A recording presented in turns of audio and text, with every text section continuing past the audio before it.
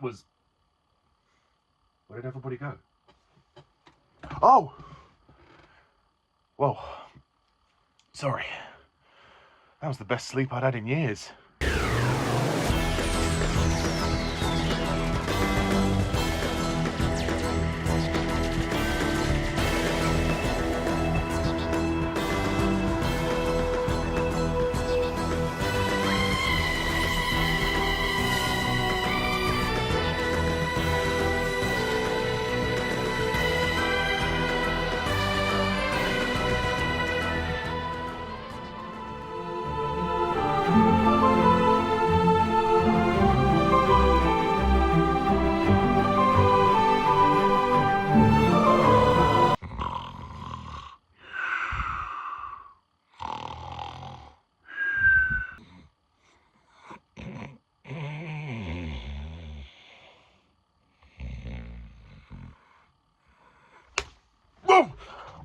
Oh, sorry. Ooh.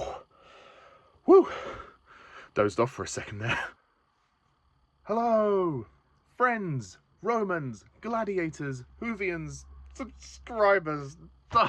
Oh. Welcome to the latest installment of Doctor Who, RANT. It's back, baby. The Magician's Apprentice and the Witch's Familiar, the two-part opening story to Doctor Who Series 9, starring Peter Capaldi as the 12th Doctor. Oh, goodness me. Oh, I need to wake up. So, the basic plot of this story is as follows. The Serpentine colony staff has searched the entire universe for the Doctor to give him the final message of Davros. However, the Time Lord is nowhere to be found. This is quite serious, as not even the Doctor's closest frenemy, Missy, is able to find him. Adding on to this is the fact that she was given his confession dial, which in human terms is the last will and testament of the Doctor. Are you even trying anymore, Stephen? This story is terrible. I don't like this story. The Magician's Apprentice and the Witch's Familiar. If you couldn't have already guessed from the way I alluded to this at the beginning of this video, this story put me to fucking sleep. Never ever in my life has there been a more dull, lifeless opening to a Doctor Who series. This is the best they could do. This story is just dull and boring. That is the biggest crime I can give this story. It's so boring and it doesn't go anywhere. You think with Davros returning that it would be exciting, but it really isn't. This story is 2 parts long and it drags on forever. And we actually get to see Skaro in this story, although we have to wait 20 minutes before we get to Skaro after a long and boring conversation with Clara and Missy. And when we get to Skaro, nothing exciting happens. Nothing happens. There's a long confrontation with the Doctor and Davros. It's a long conversation spread over the 2 episodes. You're left thinking, what am I watching? This is so boring. There isn't much of a story, and I think that's the problem. It's spread so thin over 2 episodes that it feels too long, and that's the biggest complaint.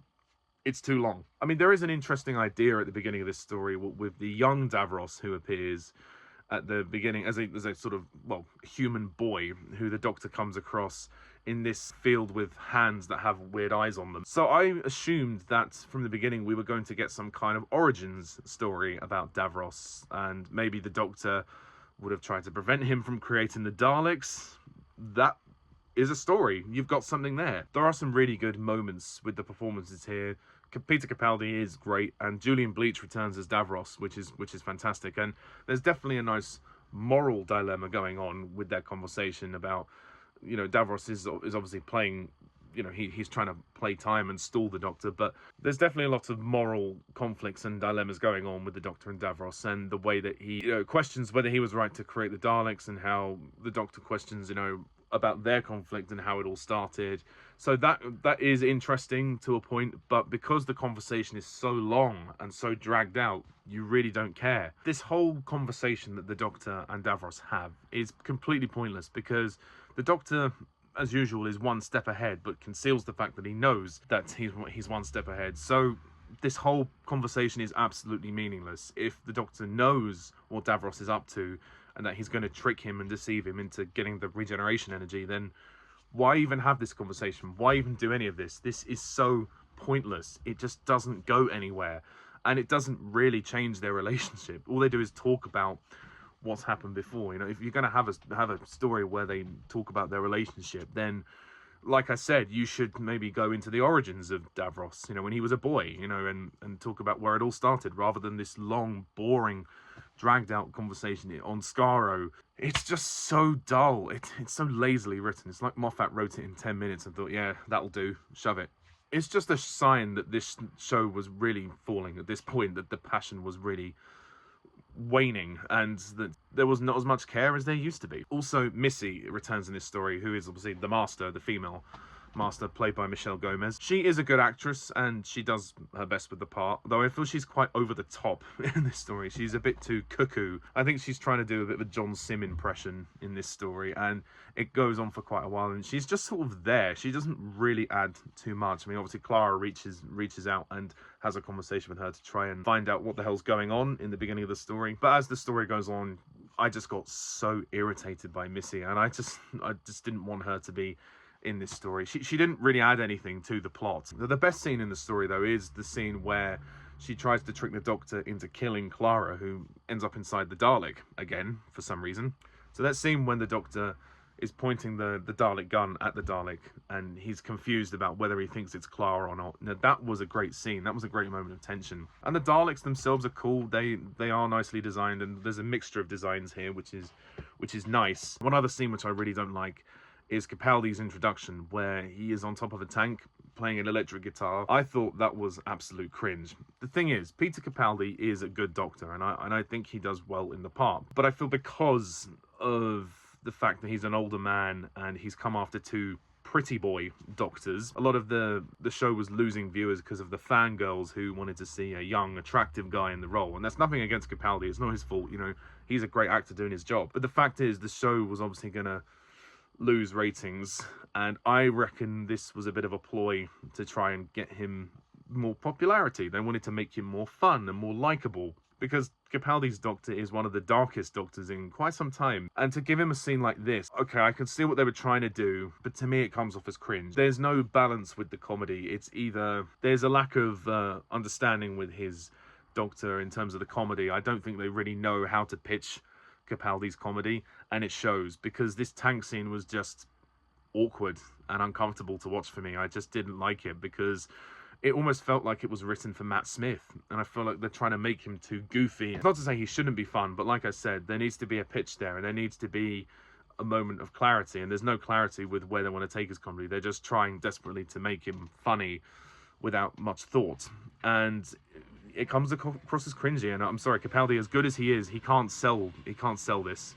As much as it is great to see Julian Bleach come back as Davros, the fact he opens his eyes is kind of strange. The blue light at the top of the head goes out, and then he actually opens his eyelids. A bit disconcerting. For some reason, it just didn't feel very, very right to me. As for Jenna Coleman as Clara, she's good in this. She doesn't have as much to do in this one. She has a bit of a long conversation with Missy at the beginning, and then she goes inside the Dalek again, which I'm not entirely sure if that was meant to be ironic or nostalgic to Asylum of the Daleks, but yeah, she's quite good. I mean, it's interesting how when she's inside the Dalek, the speech doesn't always match what she's saying, which I think is kind of a cool idea. At the end of the day, guys, this is a really poor way to begin this series. The story doesn't go anywhere. There's little to no conflict. The resolution is very poor. Despite seeing some nice nostalgic Dalek designs and whatnot, it just feels very anticlimactic. There's nothing here, and Missy is a pointless addition, and you really could have used Julian Bleach in such a more interesting way than this. It's so boring and dull. Is it the worst New Who series opener?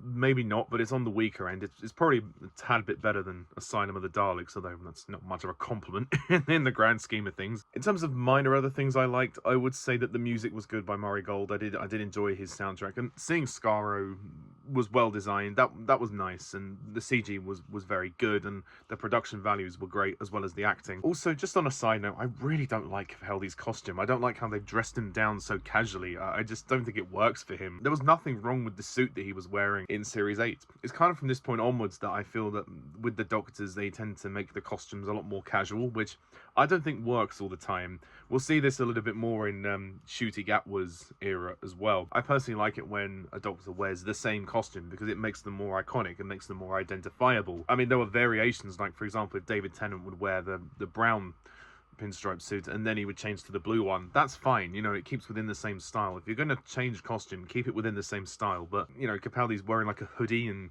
jeans, and it doesn't work. It doesn't work for me. So I don't have much to say about this one. So overall, I'm going to score Magician's Apprentice and The Witch's Familiar 3 out of 10.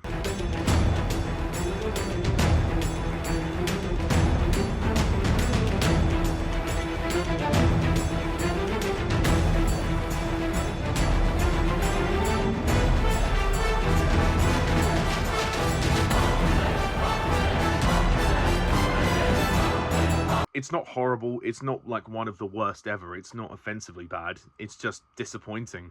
Very boring, very dull, disengaging to the hilt. So, that is my review of this story. What do you think? Please comment down below, let me know. Please hit the like and subscribe button, and stay tuned next time when I review the next two-parter, which is Under the Lake and Before the Flood. So until next time, I'm Pajak's Perspective.